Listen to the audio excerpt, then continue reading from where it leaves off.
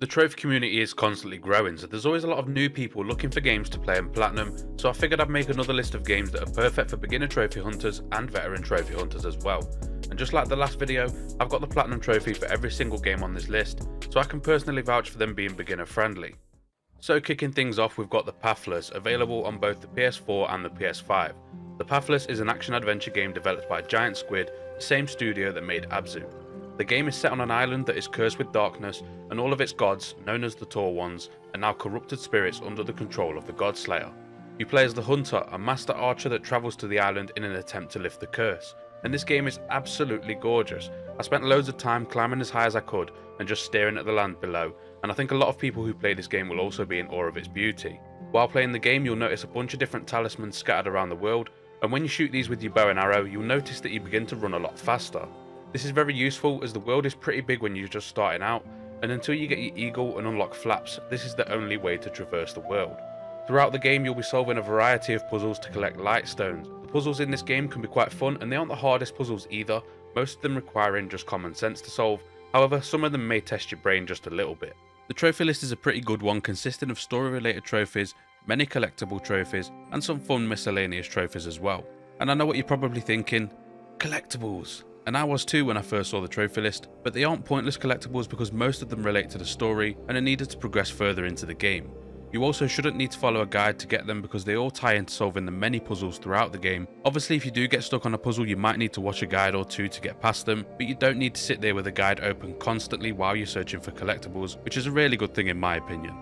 There are two missable trophies to watch out for, but it's nothing that's going to make the game too stressful to play. The first one is called Storm Survivor, which you unlock for surviving 3 storm encounters unscathed. In each of the game's 4 areas, you'll see a huge red cloud, and the position of the cloud changes over time, and if it's close to you, it will start coming after you. If you get caught by the storm, your eagle will be knocked to the ground and you'll need to stealth your way back over to it. While doing this, you'll be hunted by a spirit animal, and all you need to do to obtain the trophy is make sure you stay still when the spirits are looking at you. Take your time here because there's no time limit, you just don't want to get caught. Do this 3 times and you'll unlock the trophy. This is missable because the clouds are only in the game for as long as the bosses are, so if you kill a boss in one area, there will no longer be a cloud in that area. The other missable trophy is called Sky Master. This is hard to miss, but it is still possible too. You need to collect gold crystals throughout the game to unlock more flaps with your eagle. The reason this is missable is because when you're inside the storms, if you get spotted, you will take damage, and you'll also lose a chunk of your crystals. You can get them back by walking over them again, and there are plenty of gold crystals to collect in the game, so you'll most likely not miss out on this trophy unless you are constantly getting hit in the storms. Other than that, you're free to enjoy the game however you want to and take in as much scenery as you like. The Pathless has a difficulty rating of a 2 out of 10 and should only take you around 15 hours to get the Platinum Trophy.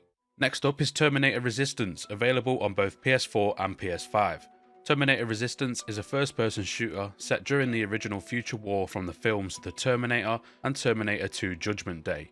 You play as a man called Jacob Rivers, a brand new character in the Terminator universe, and a soldier in the Resistance led by John Connor.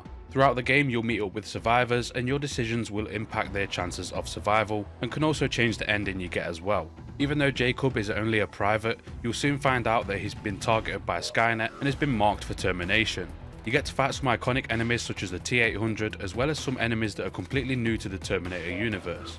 There's not very many weapons in the game, but the best ones in my opinion are the plasma weapons you get when you defeat the machines. The plasma rifles are very powerful against machines and can do massive damage, however they do overheat. Throughout the world you'll be scavenging things like ammo, lockpicks, and you can also upgrade your weapons based on how you like to play. You can choose to have more damage, fire rate, stability, or a mixture of them all. You also get to upgrade your skills, and these are split into 3 categories: combat, science, and survival, further allowing you to customize your build based on how you like to play. While Terminator Resistance isn't the best game that I've ever played, I still think it's worth playing, especially if you're a fan of the Terminator franchise, and the Platinum Trophy is incredibly easy to obtain as well. So to get the Platinum Trophy, you'll need to complete the story, grab a few collectibles, and do a few miscellaneous trophies as well. Nothing new there. There's only one missable trophy called No Hope, and this can easily be avoided by making sure you level up your lockpicking skill to level 3 before you get to the Back to Pasadena chapter. Once you've done that, all you need to do is unlock the door in this chapter and the trophy is yours. Because that's the only missable trophy in the game, you're free to just enjoy the game however you want to, There is chapter select available, so if you do happen to miss out on any of the miscellaneous trophies, you can always go back and clean them up whenever you want to. But you'll more than likely unlock a lot of these trophies without even trying to. There's also no difficulty related trophies, so if you really wanted to, you could play this game on easy and just breeze through everything. However, the game has a tendency to glitch and not track your progress for certain trophies. This can happen randomly, and the only way I know how to fix this is to restart the game application and use chapter select to replay the segment you missed trophies on. If that doesn't work, you'll need to reinstall the game and then use chapter select to replay whatever segments you missed trophies on. Terminator Resistance has a difficulty rating of a 2 out of 10, and you can get the Platinum Trophy in around 5 to 10 hours. Next up we have Spider-Man Miles Morales, and I've got my good friend Ilya Kun in here to tell you a little bit about the game. Check out his channel in the description below. Spider-Man Miles Morales was the first game I bought when I got my PlayStation 5, and I took a deep dive into it pretty much the moment I could. And fun fact, this is one of the few games I actually got a Platinum Trophy in twice. Something to keep in mind: if you complete the PS4 version first, you can transfer your save file to the PlayStation 5 and auto-pop the Platinum. The gameplay will be familiar to you if you played Spider-Man PS4, and it mostly consists of swinging around the best version of New York ever done in a video game, at least in my opinion, and beating up bad guys, which is incredibly fun. All that neatly wrapped up in a great yet short story. It's just one of those games that are fun all the way through and doesn't outstay its welcome when you are going for the Platinum Trophy. For the Platinum itself, you will have to do some miscellaneous combat related tasks, stop some crimes as Spider-Man does, get a very reasonable number of collectibles that you don't need a guide for, collect all the suits, and complete a New Game Plus, which will probably take you only a couple of hours on a second playthrough. Overall, it should take you about 15 to 20 hours, and because there are no difficulty related trophies, this game got a 2 out of 10 difficulty rating, so whether you are completely new to trophy hunting or a hardened veteran, you will definitely enjoy this game. Next up we have one of the best games that I've played in a while, Ghost of Tsushima, available on both PS4 and PS5. Ghost of Tsushima is an action-adventure game developed by Sucker Punch Productions. It's open world and you play as a samurai from Clan Sakai. The game takes place on Tsushima Island and is set during the 13th century in 1274. This is the year when the Mongols first began to invade Tsushima Island and Iki Island, and is the main focal point for the story. You play as Jin Sakai, and your homeland has been invaded by the Mongols, and it's now up to you, the remaining samurai and the people you meet on your journey, to repel the Mongols and stop the invasion. If you know about samurai, you'll know that they fight with honor, engaging in head-on combat facing their opponent. However, in this game, Jin is forced to use dishonorable tactics in order to defend his home. Using stealth to strike from the shadows, Jin later adopts the name The Ghost. When I played this game last year, I was constantly taking photos with the photo mode, which is something I've never been interested in before. But the game was so breathtakingly beautiful that I just couldn't help myself. Just like the Pathless, I found myself climbing mountains and staring across the island, and I did this constantly. Even though there's still destruction and smoke coming from burned down villages, Sucker Punch still manages to capture the beauty of the island. Grass flowing in the wind, Japanese maple trees still flourishing with leaves scattered on the ground and floating in the wind, and the sunlight bouncing off the lakes and creeping through the gaps in the trees are just a few of the things that make this game truly gorgeous. You could spend hours just admiring it. There's also no minimap cluttering up the screen, which is amazing. Instead, you can just swipe the touchpad and follow the wind to get to your destination.